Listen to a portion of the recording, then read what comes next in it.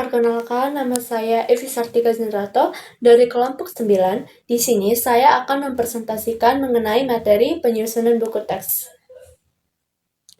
Penyusunan buku teks merupakan langkah penting dalam mendukung proses pembelajaran yang lebih terarah dan sistematis. Buku teks juga tidak hanya berfungsi sebagai kumpulan materi pembelajaran, tetapi juga menjadi pedoman bagi guru dan siswa dalam kegiatan pembelajaran mengajar. Karena itu, isi buku harus sesuai dengan kebutuhan peserta didik, mudah dipahami, serta sejalan dengan kurikulum yang berlaku. Jika buku teks disusun dengan baik, maka proses pembelajaran akan menjadi lebih efektif, menarik, dan membantu meningkatkan kualitas pendidikan. Yang pertama, konsep buku teks. Konsep utama buku teks adalah sebagai sumber pembelajaran utama yang digunakan dalam proses pembelajaran. Buku teks juga disusun berdasarkan kurikulum pendidikan, sehingga materi yang ada di dalamnya sesuai dengan kompetensi yang harus dicapai oleh peserta didik. Selain berisi materi pembelajaran, buku teks juga memuat latihan dan evaluasi yang bertujuan untuk mengatur pemahaman siswa terhadap materi yang telah dipelajari. Dengan adanya buku teks, guru dan siswa juga memiliki panduan yang jelas sehingga proses pembelajaran menjadi lebih terarah. Selanjutnya ada pengertian buku teks.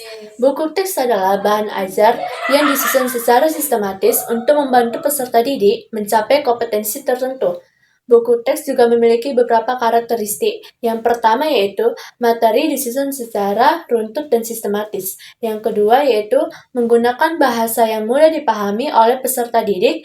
Dan yang ketiga yaitu memiliki tujuan pembelajaran yang jelas. Dan yang terakhir dilengkapi dengan latihan dan serta evaluasi. Selanjutnya yaitu ada fungsi buku teks. Buku teks juga memiliki beberapa fungsi penting. Yang pertama sebagai sumber pembelajaran utama bagi peserta didik. Yang kedua, sebagai pedoman guru dalam melaksanakan pembelajaran. Yang ketiga, sebagai sarana belajar mandiri karena siswa dapat mempelajari materi kembali di luar jam pembelajaran. Dan yang keempat yaitu sebagai alat evaluasi melalui latihan dan soal-soal yang tersedia. Selain itu, buku teks juga membantu mengembangkan kemampuan untuk berpikir kritis, kemampuan membaca, dan kemampuan dalam literasi siswa. Yang selanjutnya ada penggunaan buku teks. Dalam praktiknya, buku teks digunakan sebagai pedoman guru dalam mengajar serta sebagai sarana belajar mandiri bagi peserta didik. Buku teks juga digunakan untuk mendukung dalam kegiatan diskusi, latihan soal, dan pengayaan materi pembelajaran. Melalui penggunaan buku teks yang baik, siswa tidak hanya memperoleh pengetahuan, tetapi juga dapat meningkatkan kemampuan dalam membaca, memahami informasi, dan memecahkan masalah.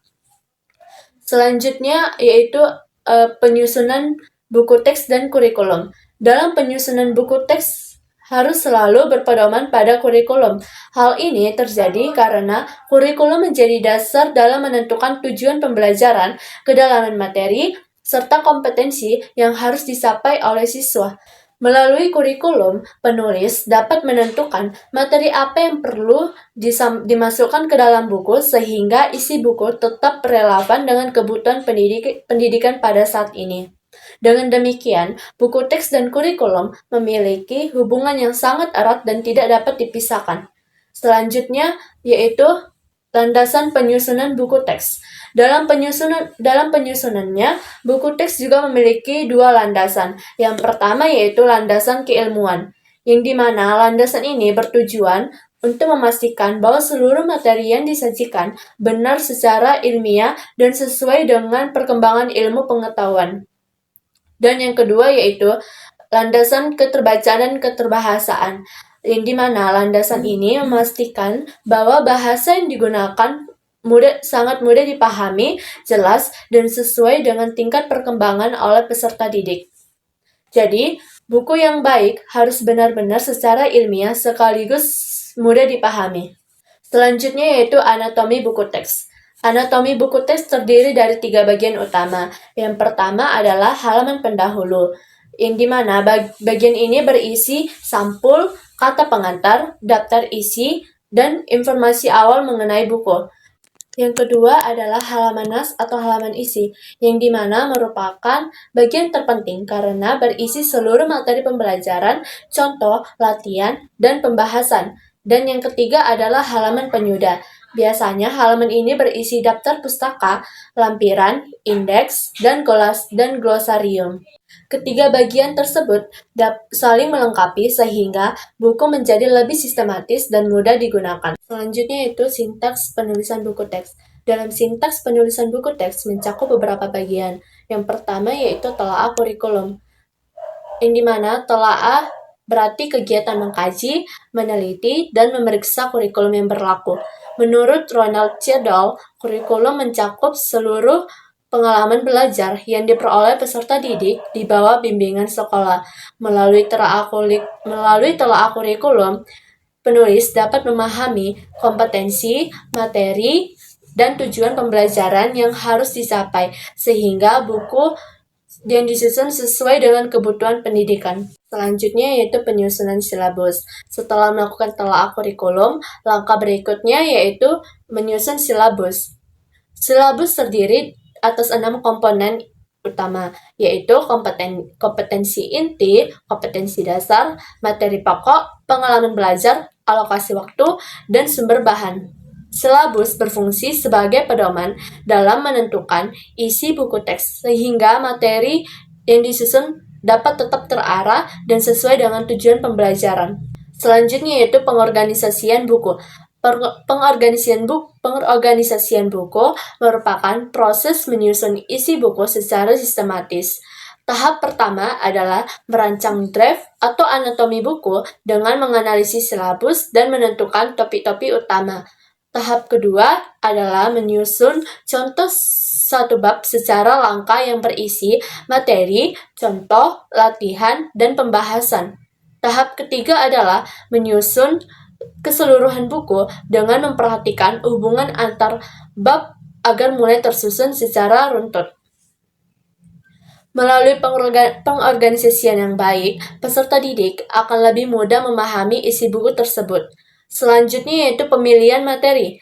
Pemilihan materi merupakan proses menentukan materi yang akan dimasukkan di dalam buku teks. Materi yang dipilih harus sesuai dengan kurikulum, tujuan pendidikan, dan kaidah keilmuan. Selain itu, materi juga harus relevan dengan perkembangan ilmu pengetahuan dan teknologi agar tidak ketinggalan zaman. Dengan pemilihan materi yang tepat, buku teks dapat memberikan manfaat yang maksimal bagi peserta didik. Selanjutnya yaitu penyajian materi. Penyajian materi merupakan bagian yang sangat penting dalam buku teks. Materi juga harus memiliki tujuan pembelajaran yang jelas agar siswa dapat mengetahui kompetensi yang harus dicapai. Penyajian materi juga harus dilakukan secara bertahap, mulai dari konsep yang sederhana menuju konsep yang lebih kompleks. Selain itu, buku teks harus mampu menarik lebih menarik agar minat siswa melalui gambar, ilustrasi, fakta menarik, dan contoh yang dekat dengan kehidupan sehari-hari. Selain itu, buku teks juga perlu mendorong keaktifan siswa melalui diskusi, praktik, pengamatan, maupun tugas proyek. Kemudian, materi harus saling berhubungan sehingga siswa juga dapat memahami keterkaitan antara satu konsep dengan konsep lainnya. Terakhir, buku teks juga harus memuat norma-norma positif seperti kejujuran, disiplin, tanggung jawab, toleransi, dan kerjasama. Selanjutnya yaitu sistem evaluasi. Dalam buku teks juga terdapat sistem evaluasi, yang dimana evaluasi berfungsi untuk mengetahui sejauh mana kompetensi peserta didik telaah dapat tercapai. Bentuk evaluasi juga dapat berupa pilihan ganda, isian singkat, uraian, praktik, maupun tugas proyek. Melalui evaluasi, guru juga dapat mengetahui efektivitas pembelajaran dan juga siswa dapat mengetahui tingkat pemahaman mereka terhadap materi tersebut. Selanjutnya yaitu penggunaan bahasa dan keterbacaan. Bahasa merupakan salah satu faktor yang dapat menentukan kualitas buku teks. Bahasa yang terlalu rumit, kalimat yang terlalu panjang, atau penggunaan istilah yang sulit dipahami juga dapat menghambat proses pembelajaran siswa. Oleh karena itu, buku teks juga harus menggunakan kosakata yang sederhana, kalimat yang jelas, dan bahasa yang sesuai dengan tingkat kemampuan peserta didik. Dengan begitu, materi akan lebih mudah dipahami dan pembelajaran akan menjadi lebih efektif. Selanjutnya yaitu aturan teknis penulisan. Dalam penyusunan buku teks, terdapat beberapa aturan teknis yang harus diperhatikan. Naskah yang harus menggunakan bahasa Indonesia yang baik dan yang benar sesuai dengan kurikulum, serta bukan hasil plagiasi. Selain itu, isi buku juga harus didukung oleh referensi yang aktual dan dapat dipertanggungjawabkan. Penulisan buku teks juga harus memperhatikan format penulisan, jumlah halaman, ukuran kertas, dan ketentuan yang telah ditetapkan. Jadi, kesimpulan dari materi penyusun buku teks yaitu, berdasarkan materi yang telah dipaparkan dapat disimpulkan bahwa buku teks juga merupakan sumber belajar yang sangat penting di dalam dunia pendidikan. Penyusunannya harus dilakukan secara sistematis, mulai dari telaah kurikulum, penyusunan silabus, pengorganisasian buku, pemilihan materi, penyajian materi, penggunaan bahasa, hingga aturan teknis penulisan. Dengan buku teks yang berkualitas, proses pembelajaran akan menjadi lebih efektif, menarik, dan dapat membantu peserta didik untuk mencapai kompetensi yang diharapkan. Sekian materi yang bisa saya dapat sampaikan. Saya ucapkan terima kasih.